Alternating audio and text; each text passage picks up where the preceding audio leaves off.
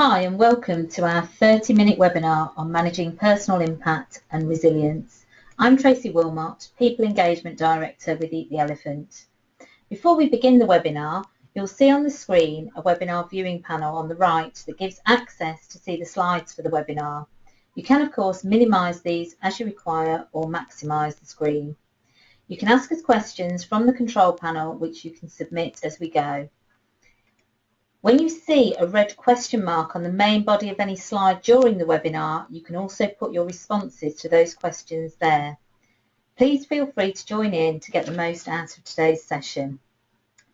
There's also a handout area to revisit post-webinar with 2 key handouts and an action plan. You should use and revisit this action plan post the webinar to get the best out of everything. So before we start, let's look at why we do what we do at Eat the Elephant. We believe at Eat the Elephant that people are the centre of your business success. You can have the best processes, the best systems, the best other investments, though people are the centre. People really make the difference to your business. And we also think that inspiring others is important because in inspiring others you can achieve so much more. So development really matters. So let's think about you, your personal impact and resilience, and how key this is to your personal and your business success. So resilience and personal impact are familiar terms we all come across now in our current and challenging and changing times at work, and we all need to be able to cope and feel equipped in these areas to be the best that we can be. So if I can direct you again to the panel now, you'll see that question area part way down, your first opportunity to get involved. So when you see the question come up in a moment, that's where you can enter your responses. So first question opportunity for you then now is what makes you resilient? So if you want to enter your responses there in the questions section.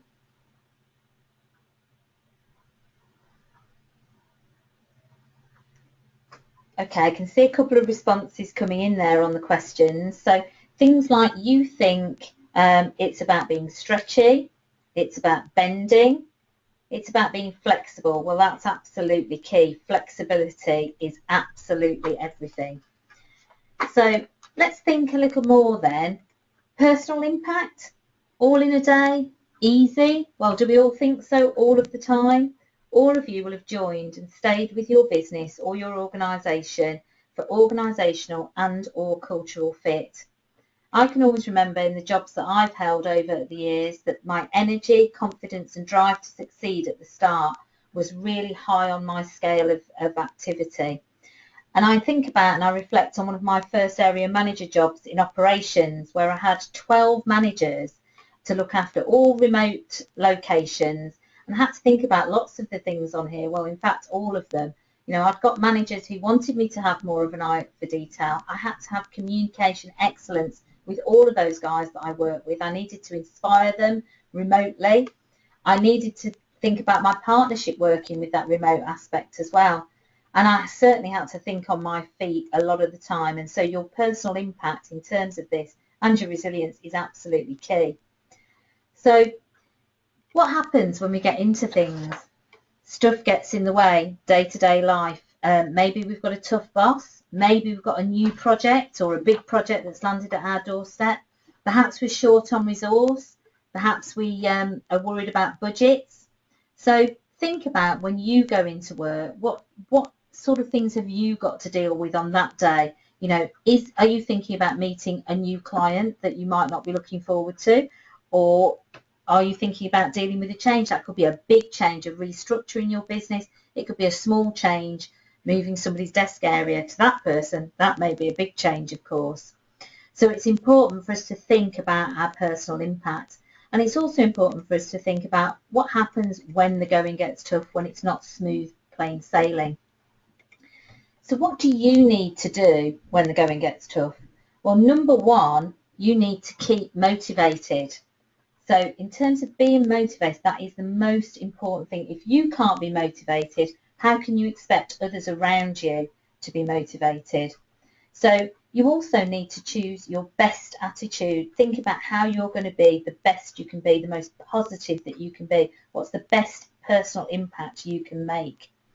And you have to have strategies, and you need to use the resilience characteristics, and we'll be exploring those in more detail a little later.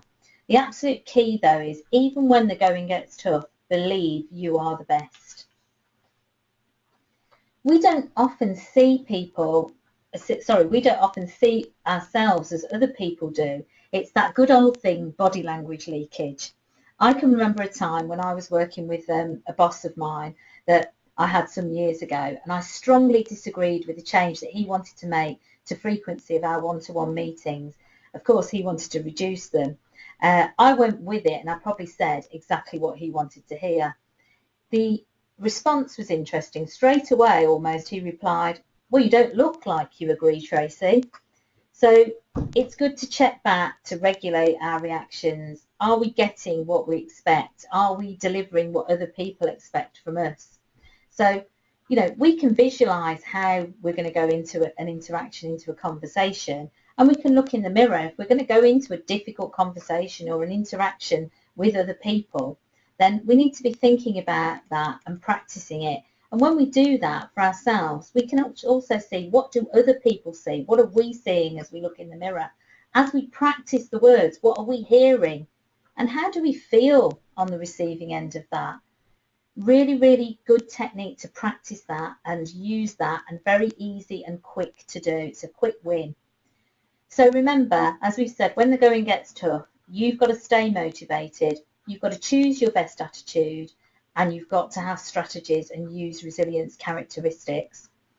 So we talked about practicing in a mirror. So perhaps if you think about a regular or a one-off experience in communication or interaction that you've had with someone, what kind of feedback have you had, or how have you fed back to yourself after that?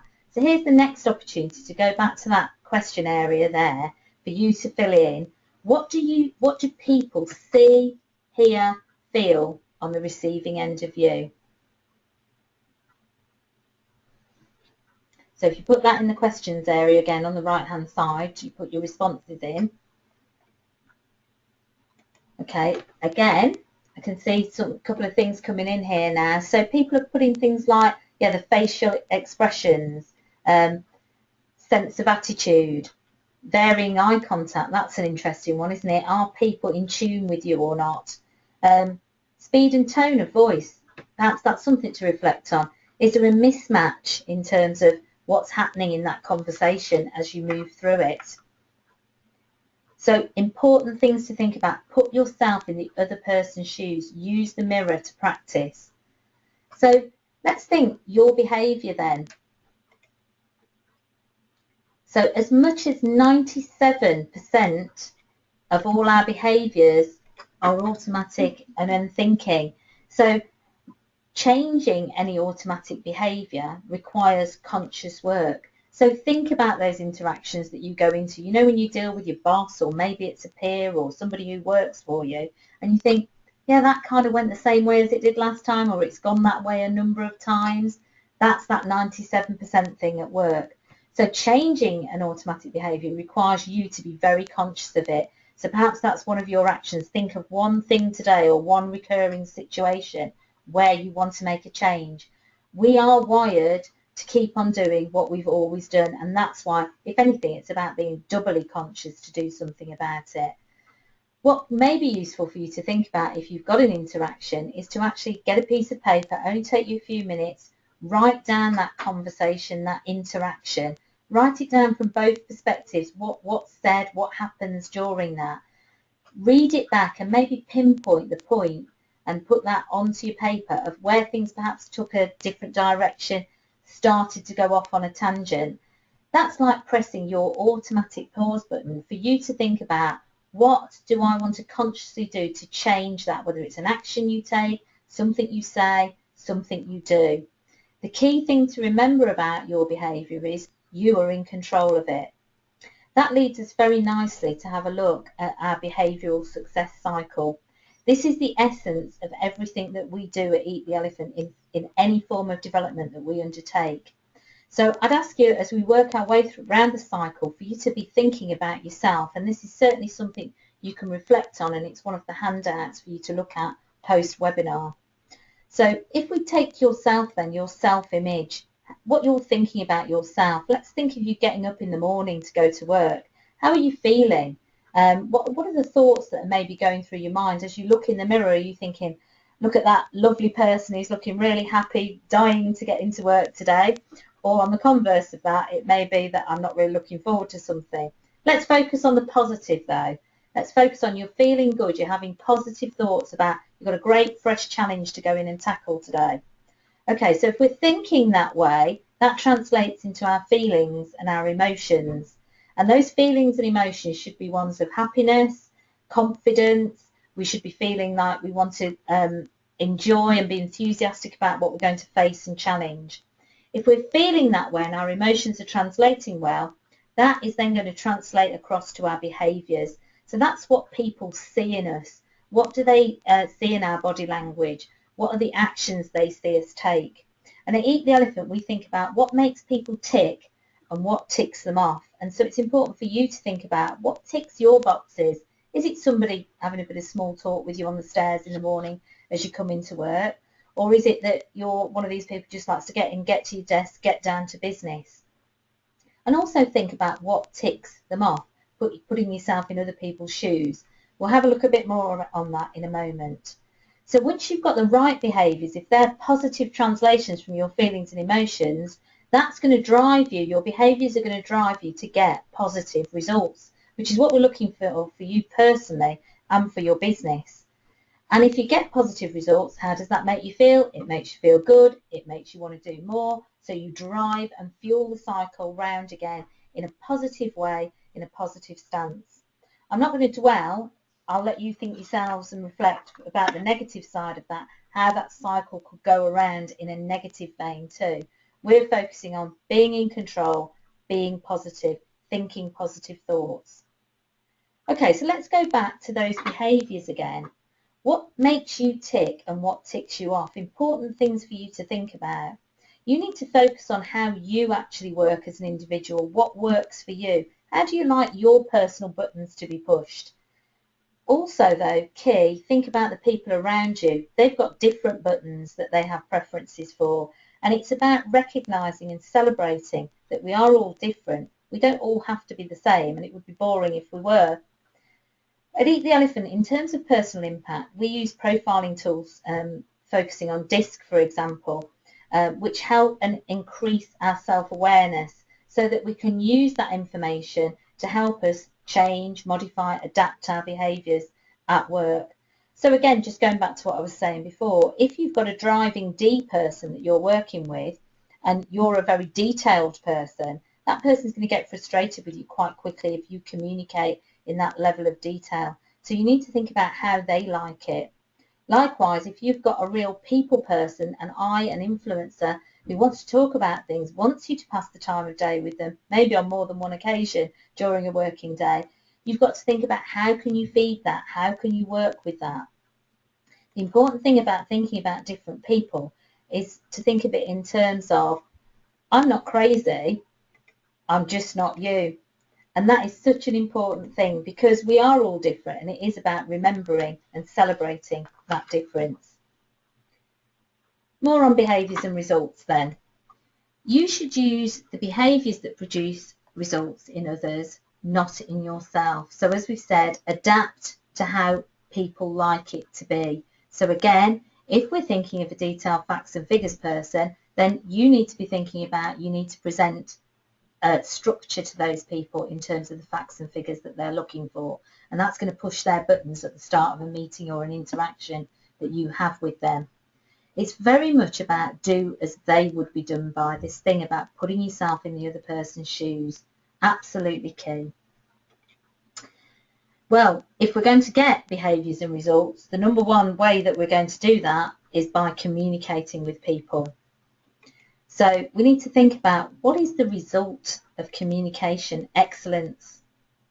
Well, the result is actually in the response that you get. And we all compute that information that comes back to us, don't we? And sometimes we're thinking, why did they say that to me? Well, is that as a result of the way that you communicated in the first place? Were you doing it as they would be done by? So it's important for you to reflect back and think about that. And you can practice that in advance. It only takes minutes to do it. And also think about the response you get is the result of your behavioural approach. So have you adapted to the different DISC principles, if we look at it in that way? Have you thought about how does the D like it? How does the I influencer like it? How does the steady person who wants everything put in a nice order for them and needs time to assimilate it? How does the C receive it, the compliance person? So think about how they would be done by. And think about your behavioural flexibility. If I go back to those 12 managers I had in my first operations role as an area manager, they were all so very different. And I had to be a gymnast, really, in flexibility, in jumping around and thinking about how do they like it? How am I going to get the best out of each one of these managers? And I may have seen up to 3 of those people on any one day. So I've got to adapt my approach with those guys. The absolute key for you to be really good at your personal impact is for you to be stretchy. You need to have that flexibility. It is all about how we speak to people. Do we ask people to do things, or do we tell them to do things? We all know what most people's preference is in terms of that. Do you do the small talk that's required if it's needed? Do you watch out for signals? If I take you back to that boss that I had in the one-to-one meetings, when he used to say to me, or can we make the meeting shorter, or can we have less of them? Another one of his tactics was, I knew there was 5 minutes to go to the end of a meeting time, because he'd shuffle his action book and snap it shut, and it'd be a case of it's time to go in a minute. And you need to watch for those signals to be able to work with the person and do as they would be done by. You can't change what the other people do. Changing what you do, though, may get a better result for you. So remember, it's about your stretch and how you manage that for you and others around you. Okay, let's have a little review then. We've looked at personal impact, and we've looked at the recapping. Let's recap a little. We've looked at what you need to do to actually make your impact count. We've looked at how you can be positive, how you can use the success cycle to drive around positive results. So I'm looking at the question panel again now, just to see what questions have been submitted so far, and see if I can just pick one of those to have a look at. Okay, so there's a question here from Sean. How do I stop repeating my same behaviours with my colleague who I need to work closely with and with their team? Okay, well, I think I'll refer you back on this one to when we looked at the 97% of behaviours and that you need to make some conscious changes. I'd get the piece of paper out, Sean, and write down one of those interactions, or maybe more than one of those interactions, and have a look and press that personal pause button of yours as to where things started to maybe not go the way that you wanted to achieve a positive result. If you can think about what you want to implement and change an action there and try that out next time, you can reflect and practice that again and again. And if you can get a win with that colleague that you work closely with, that's obviously going to impact on your personal impact. It should impact on results. And if you have an impact win with that colleague, that should have a knock-on effect with their team as well. So I hope that helps. If you're in control of your personal impact, that's great. We also need to think about your resilience. So that's what we're going to take a look at now. So you shared some thoughts with me at the start about being flexible, being stretchy. So on that aspect, let's have a look at another definition for resilience. So resilience comes from the Latin word resilio, which means to jump back. Eat the elephant, we call this tiggerability. How well are you at jumping up and bouncing back and bouncing around and keep going?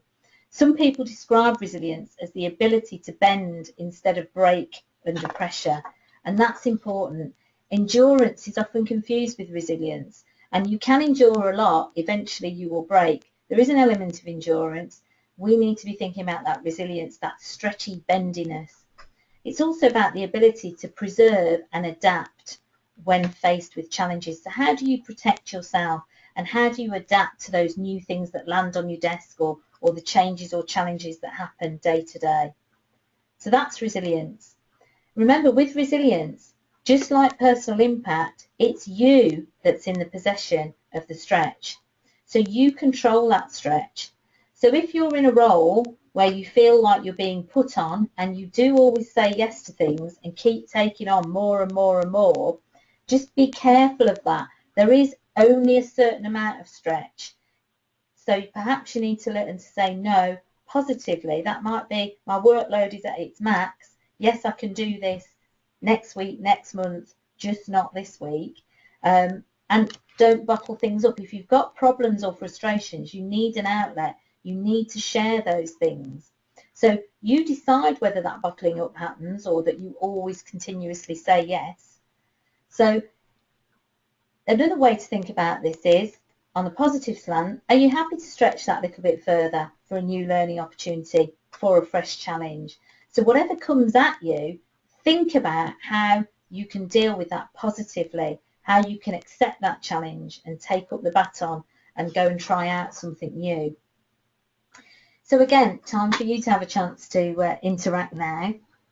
Go back to the questions section, and how do you personally bend, not break? You can fill in your responses there right now.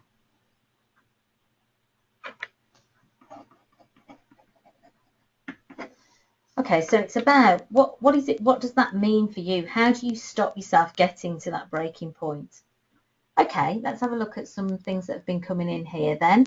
So do you just take 5 minutes, like somebody's saying? So that means take 5-minute breather, I guess, if you're feeling like you're maybe at max.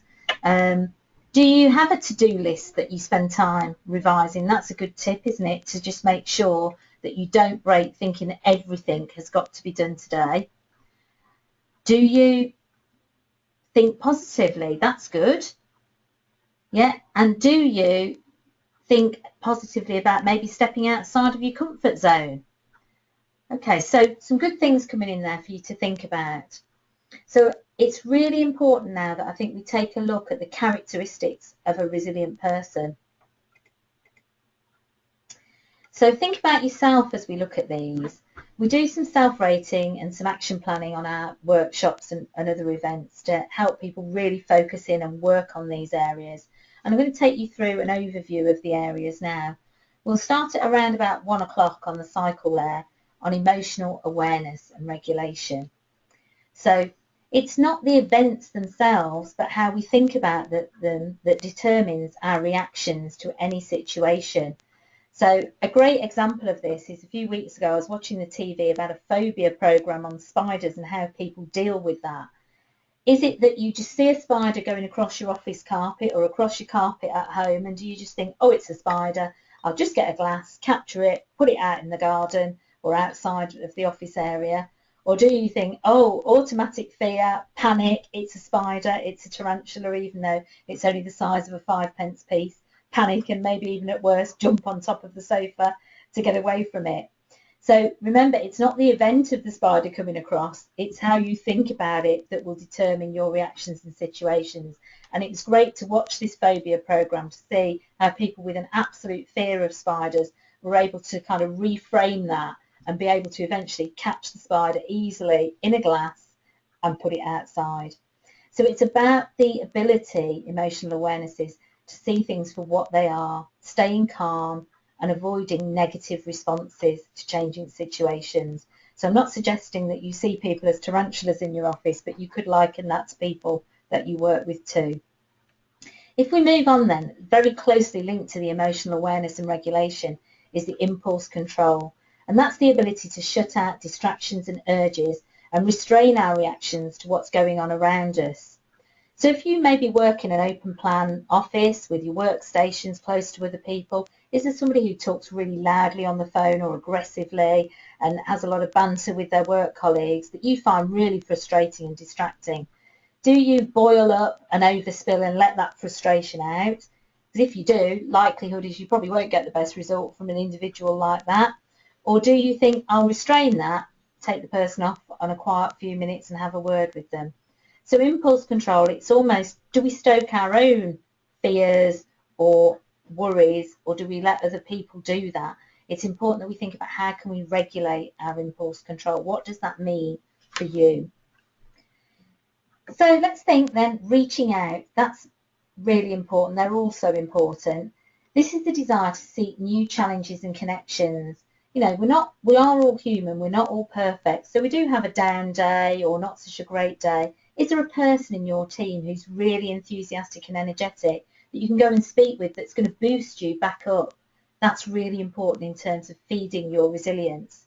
And if you can see challenges as opportunities, so look for the people that you can network that can help you out. Don't see people as a threat. So that's going to help you with your personal and professional growth. So it will give you greater satisfaction. So reaching out is a really great tool in the resilience kit bag. Empathy, absolutely key as well. Being able to put yourselves in another person's shoes. We've covered that in the personal impact section. To be able to spot and understand cues on people's emotions. You know, somebody's just walked in. Have they had an event that's happened to them outside of work? Maybe from their facial expressions, you can pick something up to check that out before you launch in to something and then wonder why you get the reaction you get. So if we can use empathy, it will absolutely make us a more effective colleague, a much better leader and networker, and just as importantly, be a better friend in and out of work, and perhaps a better parent as well. So moving around the cycle there, self-belief. We need the belief that we can do things, whatever they may be. At work, we get thrown curveballs, we get new challenges thrown to us, and sometimes we think we've not been trained in that, it's outside of our remit. Amazing though we human beings are. If you have a go at something, you'll be amazed at perhaps what you can achieve, even if it's only an immediate contribution to something that has possibly hit the fan. So self-belief, it's a sense of capability. It's about you having your own self-confidence and believing in yourself and that you can cope with the world around you. Then moving on from self-belief, and very closely linked, is the ability to be able to solve problems, to be able to take a problem and not just think of the last time you had that experience and what's going to be the solution, but to be able to analyse fully and identify the actual cause of a problem. Because sometimes we jump in too soon and we realise later that we've got the wrong cause and we've wasted a lot of time and we've probably overstretched ourselves in terms of our resilience in doing that. So taking the time up front to problem solve properly and believing that we can do that will save us so much time and effort and will probably feel quite rewarding in return. So finally, if I was baking a cake, I'd say that optimism and attitude to life are the most important ingredient. So this is the belief balanced with a healthy sense of reality that things can change for the better. You are in control of the direction of your life in and out of work. If you want to make a change, you can. I remember a workshop I ran some time ago now with a lady on it, and we talked about things that we wanted to achieve and changes that we wanted to make in life. And she recounted a time in her life where she had a lot of changes personally and wasn't very happy in the working role that she was in. She sat down with a glass of wine and a piece of paper one night and kind of thought about, what do I want to do? What changes do I want to make? To spend a bit more time with my children, to have a different career. She wanted to go into accountancy, which was quite different from what she was doing then. And she recounted this, and I thought, what a fantastic story of somebody's optimism, attitude and self-belief to go out there and make it happen. She looked quite disappointed in her face, though, so I picked up that signal and I said, that sounds a fantastic story. I said, you don't look necessarily as you feel too pleased about it. And her response was, well, on reflection, I was really, really pleased at the time. I haven't made a plan since, so there are so many more changes I could have made since then that I could feel even better about. So that to me makes me think about your action plans after this. If you have a look at your action plans, you're more likely to change something and adapt. So your optimism as well will always build your confidence, and confidence feeds optimism. So it's an ongoing cycle that you need to feed to make your resilience work for you. So thinking about attitude then, optimism and attitude to life, you choose your attitude. If we think back to that success cycle, You think about the thoughts, the positive thoughts that you're going to have. So just like that, you choose your attitude. And in Eat the Elephant, we talk about your invisible attitude hat. So imagine the hat that you wear. Is it a smart, shiny top hat like this that you're going to go in and change the world with? Or are you feeling a bit flat and wearing your flat cap today? Your hat can be whatever you choose it to be, and it's important that you find the one that works for you. So choose your attitude and think about it. I always think of bright yellow, shiny hats that make me think positive thoughts when I think about that for myself. Okay, you also choose your approach. You're in control of personal impact and resilience. You can make a difference. You need to think in terms of I will, I can, avoid the maybes, be assertive and positive, make things happen for you. Okay, so let's look at your questions again now. We've looked at resilience and the characteristics. Okay, I'm going to take a question that I can see from Samantha. How can I cultivate resilience in my team? Okay, we've focused on how you can cultivate resilience for you. Sometimes people confuse resilience with endurance, and we need both. The characteristics and elements can help you with this. So whilst I said you might want to think about scoring yourself, and you could score yourself out of 10 on each of those areas, you could share that with your team as well and involve them. That may be something that would work for you. Okay, the good news is, as you've been listening and thinking about personal impact and resilience, you've heightened your awareness again to things you already know, experiences you have had, as well as thinking about the new in terms of your actions. So that means that this investment of time today is worthwhile for you. I'd encourage you to pick 3 things and go to the action plan in the handouts and actually put something down that you're going to work on regarding your personal impact and resilience that's going to be good for you and for your business. What else do we have for you then? Well, in that handout section, you've got that action plan and you've got 2 other handouts, the Behavioural Eat the Elephant Success Cycle and the Resilience Characteristics. So take time for you to make a difference and improve your results. At Eat the Elephant, we like to develop exceptional leaders who improve business results, and all of our workshops, coaching and bite size that we put together, we'll put together bespoke for you in those areas to help you to meet the objectives that you want to meet. We deliver on a 90% practical basis, focusing on how you can make the difference and how people in your team can if they're entering into any development. If you have missed any part of the webinar today, please visit our website to find it again under our Ideas and Knowledge section. You can also look at our website for more details on workshop offerings, or please contact us directly to discuss your requirements. The most important thing for you to remember is adapting behaviour gets results. Have a great rest of the day. Thank you for listening. We'd welcome your feedback at the end of the webinar, and please look out for our October webinar with Martin on commercial awareness. Thanks again, and goodbye for now.